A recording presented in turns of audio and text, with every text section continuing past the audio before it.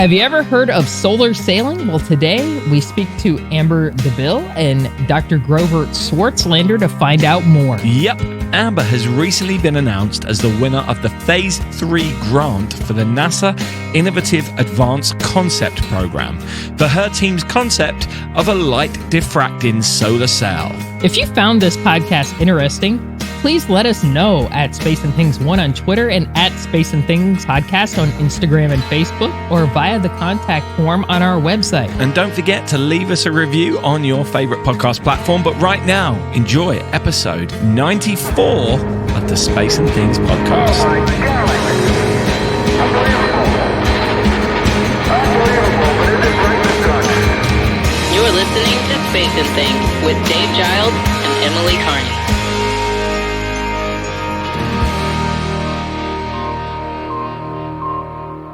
I'm Emily Carney. And I'm Dave Giles, and welcome to episode 94 of our podcast. Emily, it feels like ages since we last did this. It does. But it has only been 2 weeks, and you've been in Houston for the Moon to Mars Festival, so tell us all about that. It was really cool. The only thing that was difficult was it was extremely hot in Houston this weekend, but then again, it's extremely hot everywhere, so that's not just a Houston thing right now. Right? I've been inside all day because I'm like, I don't want to go out there.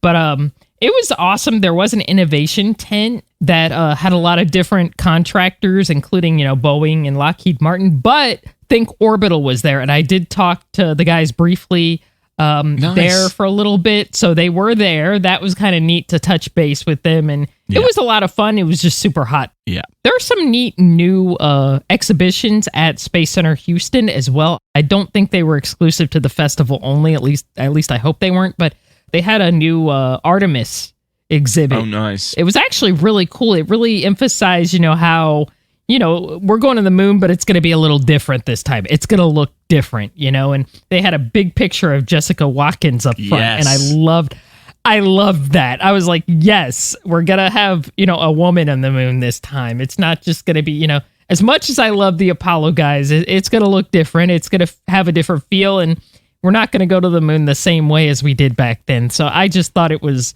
amazing. So I had a great time. I always love going to Houston and seeing my friends at Celestius. I did go to the office for a bit. They do have an office in Houston. And I love seeing my friends at Space Center Houston and at NASA and everything. So it was a lot of fun. I had a great time. Excellent.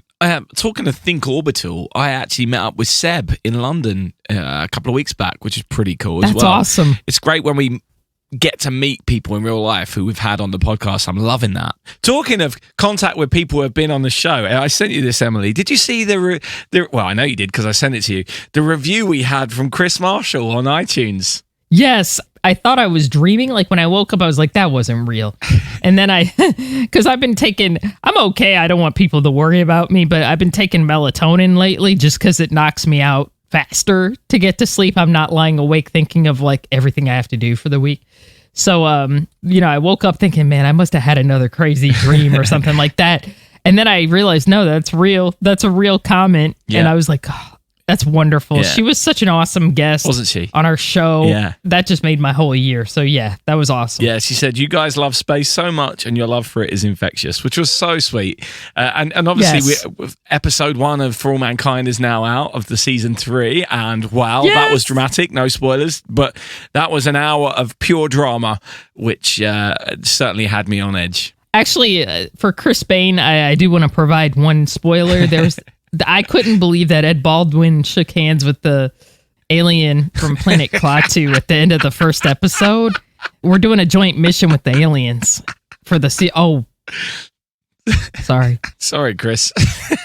Sorry, Chris. Sorry, everybody. Also, while I was away, obviously the episode went up. The Gemini episode that we'd pre-recorded went up, and it's gone down really well, even though I've not even commented about it. I've not even posted about it yet as we're recording this, but it's gone down really well. And something that I can't believe you didn't mention, you must have known this, and someone has commented on our Facebook page about Dave Stange has helped us out massively here. I can't believe you didn't bring this up, but he said, just a quick comment on the latest podcast dealing with the Gemini program. We all know that Emily loves both the Skylab and Gemini programs, but we failed to mention the link between the programs. Yes. That there was a hatch on Skylab that was from a Gemini capsule. Crazy. Yes, I apologize for that. My guess is probably, both by McDonnell Douglas, probably. So that's probably why they used it. Same contractor. But yes, I apologize for not bringing that up and making that link. Skylab. There we go. I said it. I got it out of my system. Well done. Thank you. Well, you just talked about being in Houston and didn't mention it. I'm proud of you. Anyway, let's crack on with today's main feature. NASA recently announced the winner of Phase 3 of one of their most futuristic grant programs, NIAC, which stands for NASA Innovative Advanced Concepts. The idea is to try and take things which may seem like science fiction and turn them into reality. This year's winning project is a new solar sail concept, and the project is led by Amber Dubill of the Johns Hopkins University Applied Physics Laboratory, or APL. The feasibility of the concept was previously studied under the NIAC's Phase 1 and 2 awards, led by Dr. Grover Swartzlander of the Rochester Institute of Technology in New York, who continues as a co-investigator on the project. Under the earlier awards, the team designed, created, and tested different types of diffractive sail materials, conducted experiments, and designed new navigation and control schemes for a potential diffractive light sail mission orbiting the sun's poles. That is awesome. Yep, and today we're joined by both Amber and Dr. Grover to find out so much more. Right now the score is man 3, space nothing, but it's a little early in the game. Welcome to our podcast, and congratulations on the latest Research Money Award from NASA. Now, before we get into your design concept, can you give us a just kind of, for our listeners who may not know, can you give us just a simple breakdown of what a solar sail is and why we might need them? So the best analogy is thinking about a sailboat in space. But instead of wind, you use actually radiation pressure from the sun. Solar sails specifically use light from the sun, but you can do laser sails, which use photons from lasers as the method of propulsion. So it's a massless, infinite form of propulsion, right? And you use this to push the spacecraft. So you have these large, flimsy, metallic structures, usually for traditional solar sailing, and you use them to push the spacecraft into the orbits you want instead of rocket fuel and hydrogen traditional propulsion. I'll just add to that in the laboratory, we make measurements of radiation pressure using a laser in a very small sample, might be about a centimeter size, mini sail if you want. And the forces we get in the laboratory are about equivalent to about a nanonewton, which is almost equivalent to about the weight of a bacterium. So it's extremely small. So we have very sensitive instruments. But when you put something in space and it's very large, on the order of maybe like say hundreds of meters on a side, then you can get enough acceleration to actually push things around in space in such a way that is competitive and even superior to what you can do with rockets. Because with the solar cell, you have continuous acceleration. Rockets, you get a few bursts and then your fuel is done and you have what you have. With solar radiation pressure, you can continuously change your orbit and go various places. Okay, and again, before we get onto your design, excuse my ignorance, but has this actually been done in space, or is this a concept which works in theory but hasn't actually been put into practice yet? I'll take this. There have been, I guess you could say, 3 successful deployments of solar cells, or at least 3 agencies. NASA has put up a demonstration mission. The Japanese put up a demonstration mission, and currently, it's been over 1,000 days that the Planetary Society, which was started by Carl Sagan and others, have a solar cell orbiting the Earth right now, and it's slowly decaying its orbit and will eventually crash back into the Earth. But it's a surprisingly successful demonstration of how a solar cell can keep a satellite in space and keep it from basically decaying its orbit because of drag from the atmosphere in space, crashing into the Earth. So it's an extremely surprisingly successful mission. There's also 2 upcoming solar cells that will actually use the propulsion to do a specified trajectory. So our other co-I, Les Johnson, is the PI for Neo Scout and the Solar Cruiser. Neo Scout is supposed to launch with the SLS. It was supposed to go 2021, but now I guess it's 2022. And that one is going to a near-Earth asteroid.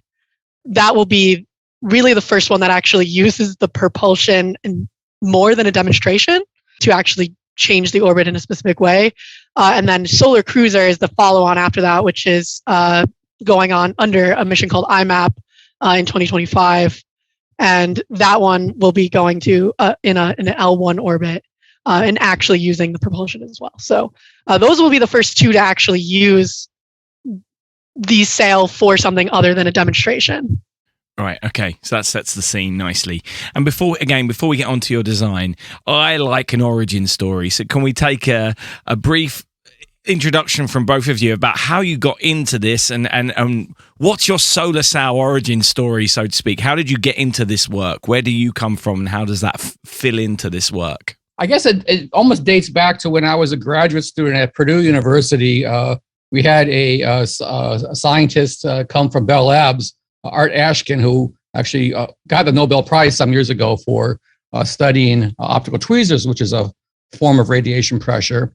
And I was so inspired by his talk at that seminar that I ended up picking a research advisor that was doing work not directly related, but indirectly related. And so I've always been interested in radiation pressure.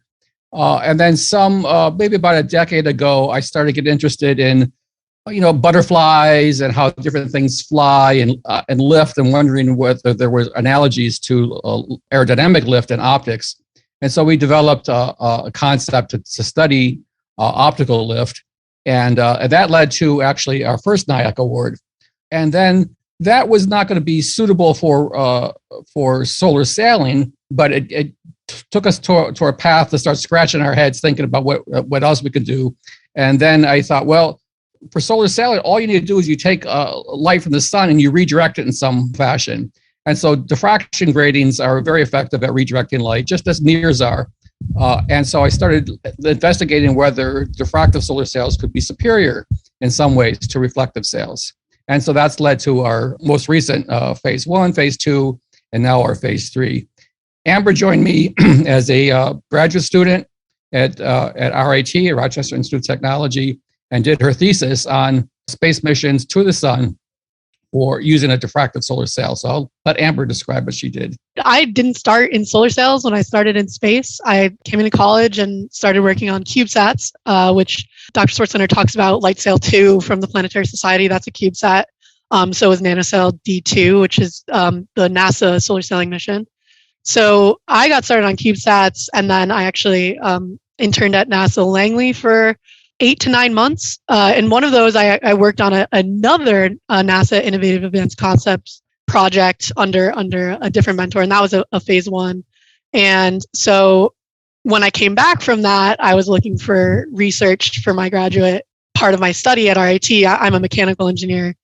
And I was introduced to Dr. Swartzlander, who was starting with the phase 1 and wanted a student to work under him, more on the mission design and on the spacecraft side rather than on the optics side and radiation pressure side. So that's how I got into solar sailing. And then since then, I did my thesis on it. The thesis went through a mission trajectory design for a solar polar orbiter in different phases. We ended up publishing on that. So for just one, and then there was parts about a constellation of them. And then I ended up getting into the attitude control of these sails and how you can do a simplified control scheme with the diffractive that you can't do with a reflective sail.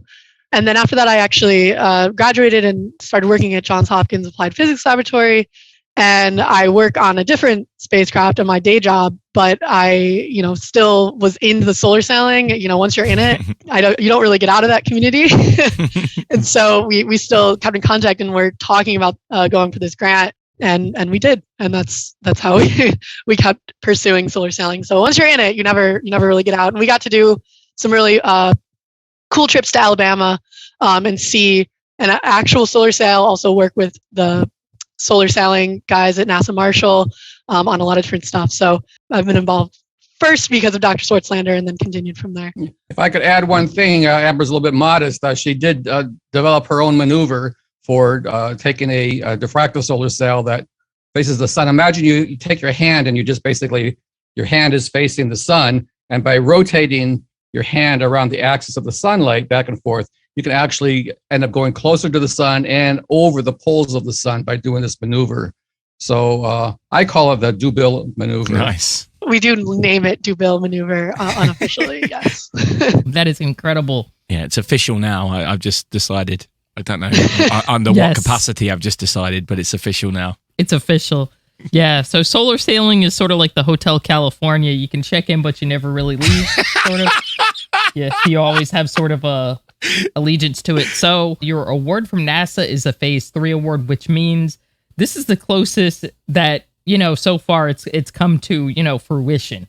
And you guys have already talked a little bit about this, but why is your solar sail different from, let's say, others that have already been, deployed or designed? As I was saying earlier, that what you need for radiation pressure and solar sailing is you need to redirect sunlight. And so imagine you have a mirror and you tilt it slightly so that instead of the sunlight just going directly back at the sun, it goes up at some angle. That's what you would need for a reflective solar sail in order to go places that are meaningful. So by rotating that, you actually end up projecting less light onto the sail. Imagine if you tilted the sail 90 degrees, you'd have actually no light on the face of the sail. And so you'd end up getting no radiation pressure at all. So I wondered whether we could have some other kind of sail that was actually facing the sun, so you didn't lose that projection angle, but yet still redirected light. And it occurred to me diffraction gradients are ideal. So the challenge is that we need to direct light across the entire solar spectrum at a large angle. And so that's part of our research. But the basic idea is that a diffraction gradient is very much like a bunch of small prisms, and each of those prisms are basically just refracting the light off at some angle. And because you have a whole series of them, an array of them, it ends up exhibiting diffractive effects as well. So diffraction occurs when features are like a structure is on the order of the size of the wavelength of light. And so then you get interesting things. Like when you look at a compact disc, if you remember what those were, you might still have some. They scatter light in a very beautiful rainbow of colors. And that's essentially very similar to what we're proposing, is something that's going to be a very thin. Imagine you've peeled off that thin layer of on top of your CD. That would be about sufficient for building a solar sail in space. If you want to get down one more level of that, in this case, we want to go toward the sun or toward the wind. So with a reflective sail, you have to tack back and forth to get the right orbital trajectory or the right force direction on that sail with an area that is decreasing because of that angle to that incoming light. With a diffractive sail, you can actually go toward the wind, face the wind, and go directly toward it. So you're actually saving that area. That's the very basic analogy that I think helps people understand what the difference is. We have a question from one of our Patreon subscribers. We've had a couple of questions, I should say, from our Patreons. The first is from Don Irwin, who asks, what are the potential speeds that can be achieved, and do you guys have any current customers? So I would say that the speed is measured in what they call delta V. So basically, if you want to go any place in space, you have to be able to change your velocity of, basically, when you leave the Earth, you're going around 1 AU from the sun, and you're going around at some velocity. You need to change that velocity to go any place, whether you want to go out toward Mars or in toward the sun. You have to change that velocity. And so for a maneuver for, let's say, to do a solar polar orbiter, Amber, correct me if I'm wrong, I believe the delta V's required are on the order of maybe 20? Like meters per second? Yeah. I would have to go back and check, but I do think that's on the right order of magnitude. Also, I would say speed is relative, especially when it comes to orbits.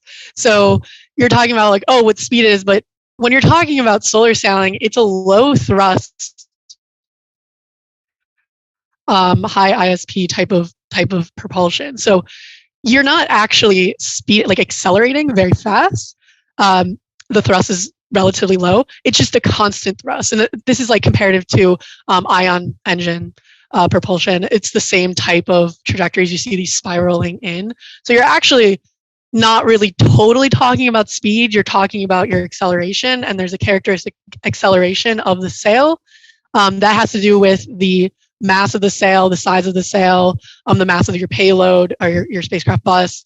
And really the at the end of the day, the lighter your spacecraft with the larger sail, the faster you're going to accelerate. So that's actually what we're tracking. And that's on a very small order of magnitude. But when you start off, you're going pretty slow. But as you know, let's say you're going into some of these orbits, they take like 6 years, right? So you're going into these 6-year orbits, and let's say your characteristic acceleration is like 0.005 c, like the speed of light, right? Like you might start off really slow, but after 6 years, now you're actually starting to get speed. So I will say speed is relative, and it's more about your characteristic acceleration, but it is low thrust. So it is not like, some of these traditional propulsion methods where you have a rocket and you burn your delta V and you're really, cruising in the first maneuver. So it's more like that. Yeah, the acceleration is typically about a millimeter or a fraction of a millimeter per second. So every second, let's say you're stepping up by, let's say, a half a millimeter per second. Seems like really small, but you have a lot of seconds over a month or a year, and so you can. This is why solar sailing is so exciting. That in principle, you can get to very large delta V's that are impossible to do with chemical rockets. Right, which leads us not nicely to this next question from Toby Jeffries, who is asking about maneuverability. How do you go about speed? It's like slowing down when you reach your target. Is that a thing? Is that or are these the kind of missions that these vehicles do? Is it about just being in orbit of something or reaching a destination and doing a flyby? One of the hard things about rocket science is not just developing the rocket. We need a rocket basically to get out of the Earth's orbit, out of the gravitational influence of the Earth. But once we're up there, how do you go from point A at some velocity to point B at some other velocity? And so let's say if you wanted to do a rendezvous mission, let's say with Mars, you would finely tune everything on your trajectory so that you would just, by the time you get out to the Mars orbit, you're going exactly at the velocity of Mars. And so you basically are locked then into the Mars orbit. Now, if you wanted to land onto Mars, then it's a whole other story of how you would have to do that. But you can design these things very precisely to get exactly the right distance and the right velocity that you need. And you may need to do a little bit of tweaking along the way. It's certainly very feasible to navigate these things to your destination. You can do either. You can do a flybys. If you're looking at the different solar sails that they're traditional solar sails that they're trying to launch. So Neo Scout is doing more of a flyby orbit and going into orbit around a near Earth asteroid, but that's a way different maneuver than Solar Cruiser, which is doing like going to L1. So they're trying to actually make it to a point and then land in that L1 orbit. When we're talking about our solar sails, we're talking about solar polar orbiter constellations or solar polar orbiters for diffractive sailing. We're talking about getting into a very nice, slowly spiraling into a very nice circular orbit at different inclinations, right? So you can do any of these. There's multitude of papers out there on different solar sailing trajectories. And as Dr. Swartzlander says, you kind of tune your trajectory along the way for an optimization to match that final destination that you're trying to do. So it's not like a sudden oh no, we're gonna flip it and stop. You're not trying to do that. And that is one of the issues that you see with the regular traditional solar sailing, not the trajectories, but how do you maneuver these large flimsy structures, for attitude control is actually more of the concern. And that's something that we hope that we can circumnavigate with diffractive solar sailing that we can't do with traditional solar sailing right now. Okay, this is blowing my mind. The sheer amount of maths involved in all of this goes well beyond anything I could comprehend myself. Toby has another question, which is a little bit out there, but I quite like it. It goes into this whole idea of this solar sail potentially being a rainbow, and obviously this is more of a the level that I'm coming from with this as well, why I appreciate this question. He says, if different colors are possible, could taking advertising offset some costs, or even could there be some kind of art involved with this idea, or is the color just a byproduct of the process rather than being targeted? I would say that he's absolutely right. I have a slide that when I give my presentations showing a simulated version of what would happen as the solar sail is kind of going by the Earth and just, let's say, catching the moonlight. and shining that light down onto Earth, and you'd see this spectrum of colors go by. It could be really quite beautiful and stunning. One can imagine putting what we call electro-optically controlled diffractive elements on the cell to blink advertising down to Earth, or to aliens for that matter. Yeah, so it certainly is very feasible, and not that far-fetched. If Coca-Cola is listening, we'll take another $1 million. I would say it's more of a byproduct at the moment, but you'd have to pay extra for that feature to get implemented. I love that. That's such a great idea. One final question. So what are your best hopes for this project, and what's your dream mission for your solar sail? So the NASA Innovative Advanced Concepts grants, usually, you go through the phase 1, phase 2, and then recently we are the 5th ever NIAC phase 3 grant. They give one per year. NIAC in itself is, I always say NASA trying to get a home run off the first hit. They take far out, fetched out ideas. You're talking submarines on Titan, cryogenically freezing humans for space flight to Mars, stuff like that. They're talking really awesome ideas. And, you go through the first phase 1, phase 2, and they say, okay, is this even feasible? Here's a little bit of support. Show us that it's, this could happen in 10, 15, 50 years, right? And as you progress through the phases, you're getting more toward actual feasibility, actual implementation of a technology. So for diffractive solar sailing, we're at that point with that phase 3, which we're trying to transition out of the NIAC program, because that is what the NIAC phase 3 was meant to do, and get picked up by an actual mission, either a demonstration mission or being implemented in a larger mission proposal. Now, part of the reason we bring to APL from RIT in the past NIACs is we've done spacecraft, we do different heliophysics spacecraft, we have a very large heliophysics community, and using that community and the resources here to be able to move away from this, this would be cool to do, and this is an up-and-coming technology, here's the feasibility. We've already shown the feasibility, to be honest. We're trying to get into that transition into being picked up. So I hope by the end of the phase 3, we have laid the groundwork for a demonstration mission or to be picked up by another mission proposal.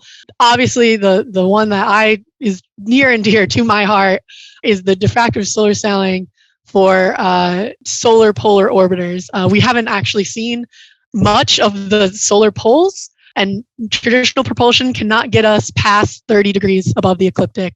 Real science starts above 60 degrees if you talk to any heliophysicist.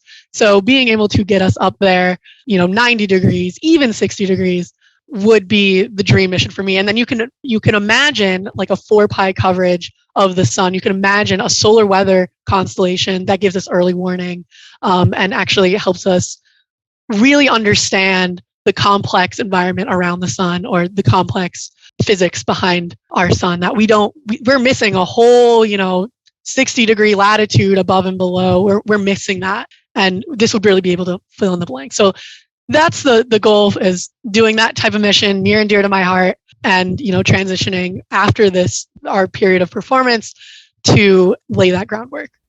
That is blowing my mind. That would be cool. I know, just right? To see a picture of like the sun, north to south or something like that versus, equatorial. That would be awesome. Yeah. I was like, if you think about it, like not much goes, how the solar system forms, it ends up in a disk. Things in space like to end up in disks because of angular momentum distribution. So to get out of the ecliptic is actually kind of hard, and traditional propulsion, you have to use gravity assist from like Venus and Earth and even Jupiter. You go out to come back in.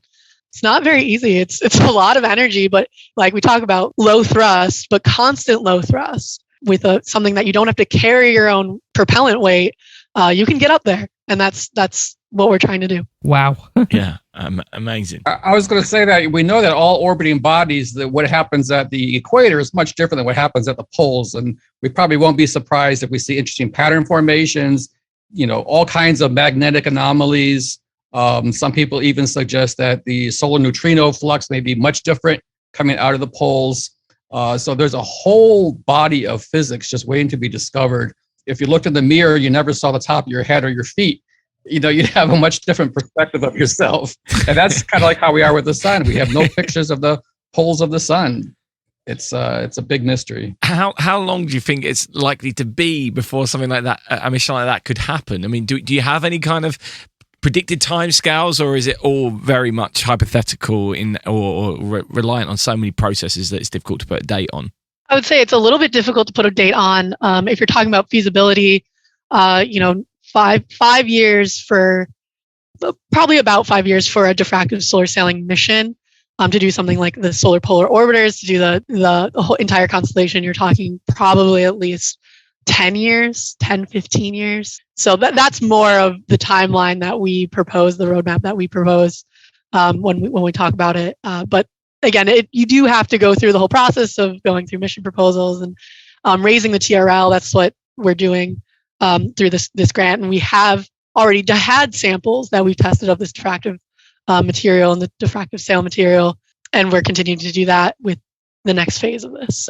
So thank you so much for spending some time with us to try and explain this to us in a way that we could understand it. I've got a massive smile on my face right now because this is all so exciting. So I can't wait to see where this goes over the next couple of years. Yeah, I know nothing about it, but I'm very fascinated with solar physics, and I would love to see this happen. So best of luck to y'all, and I would love to see this happen. Thanks for your interest. Yeah, thank you for having us. And we love hearing people get excited and want to talk about this kind of stuff. Yep, it's awesome. The Fraternal Order of One-Armed Paper Hangers, in recognition of your efforts on SL4, and particularly of the last week, have elected you collectively One-Armed Paper Hangers of the Year.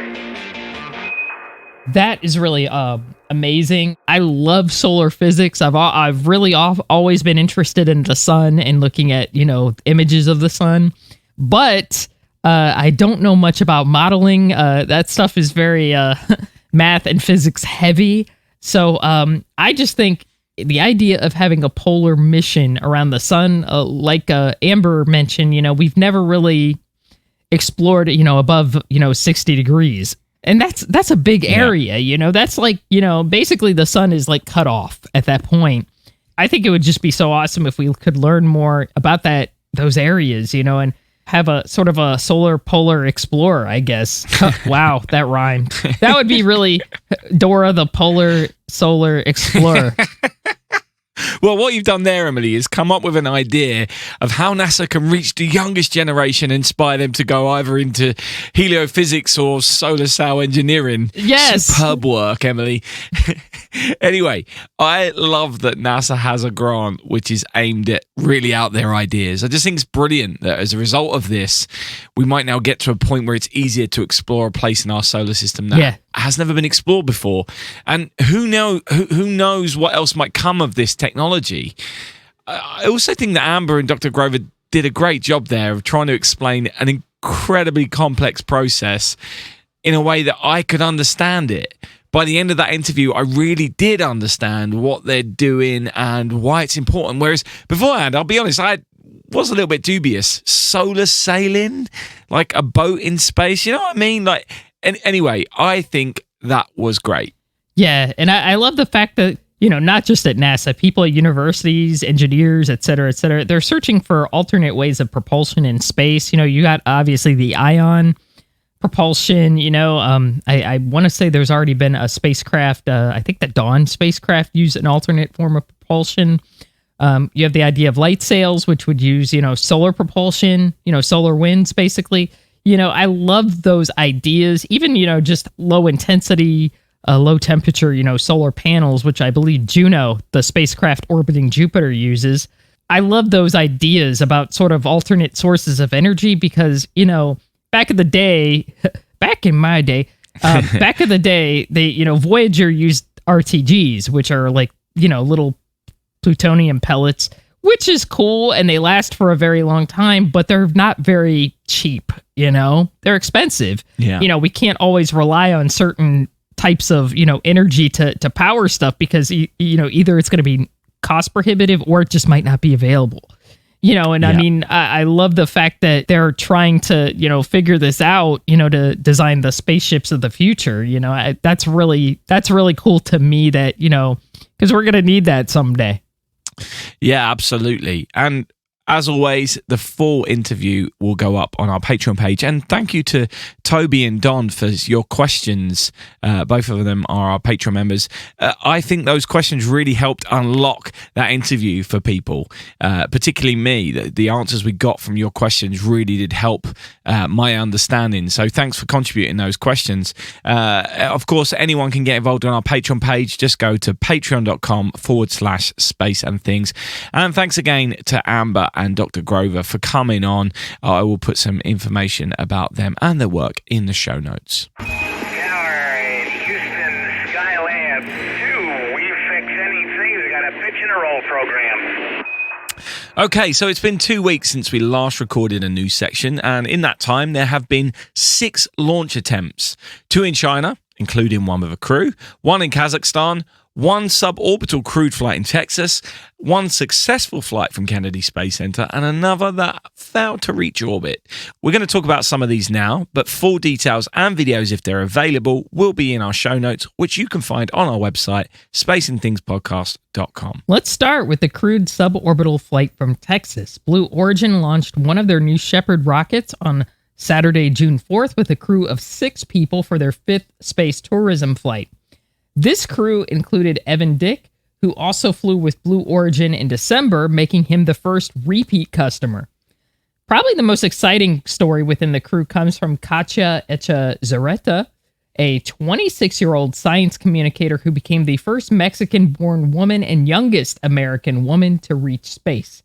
Her seat was sponsored by the nonprofit company Space for Humanity, which was founded by one of our previous guests, Dylan Taylor, who also flew on a previous Blue Origin flight. That was episode 35 for those who would like to go back and listen. We're big fans of what Space for Humanity is doing. Absolutely, we are.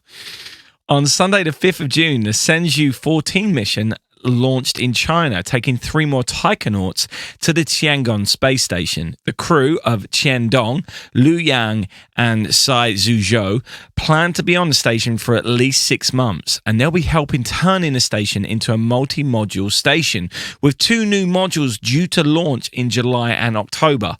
By the end of this, the station will be roughly 20% the size of the International Space Station. Unfortunately, Astra have had yet another failed launch of their Rocket 3.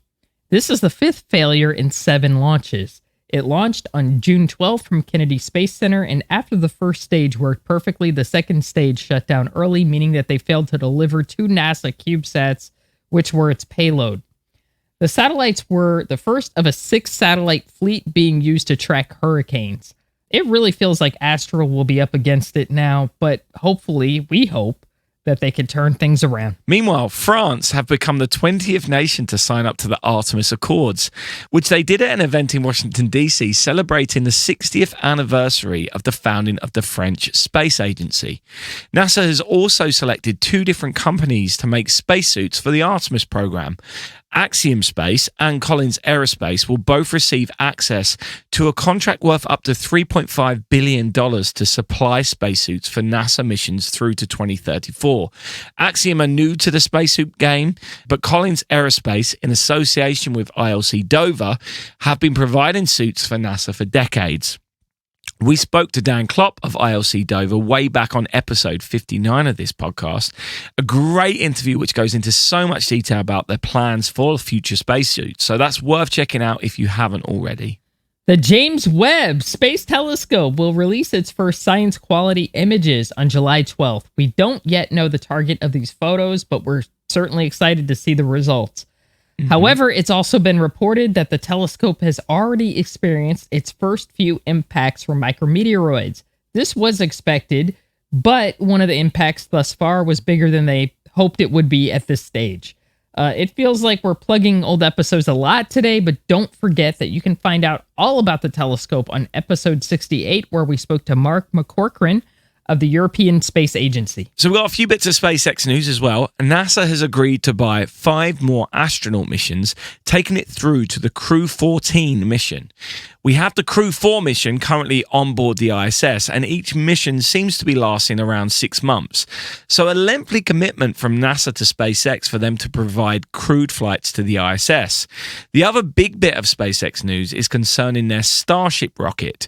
After months of reporting delays in a report from the US Federal Aviation Administration about the environmental impact on the area of the launch site in Texas, this report has finally come out, and it itemized 75 different things for SpaceX to do to mitigate their impact on the area. Elon Musk has since announced that as a result of this, the first orbital launch of Starship will take place in July. We shall see about that. And finally, on Mars, the Perseverance rover has somehow managed to end up with a pet rock. You heard me correctly. Somehow, a rock was collected within the left front wheel of the rover. This happened back in February, just before Valentine's Day, and despite all the bumpy journeys that the rover has made since then, the rock has clung on, and they say that romance is dead. It's a great metaphor for all healthy relationships. Anyway, that's it for this week. Thanks again for all your support. It's my plan to have our 100th show fully planned by the end of next week, so sign up to our Patreon page to be a part of that. Many thanks for all your support as we continue to get closer to the big 100 milestone. But don't forget, in space, no one can hear you mean. Space and Things has been brought to you by And Things Productions.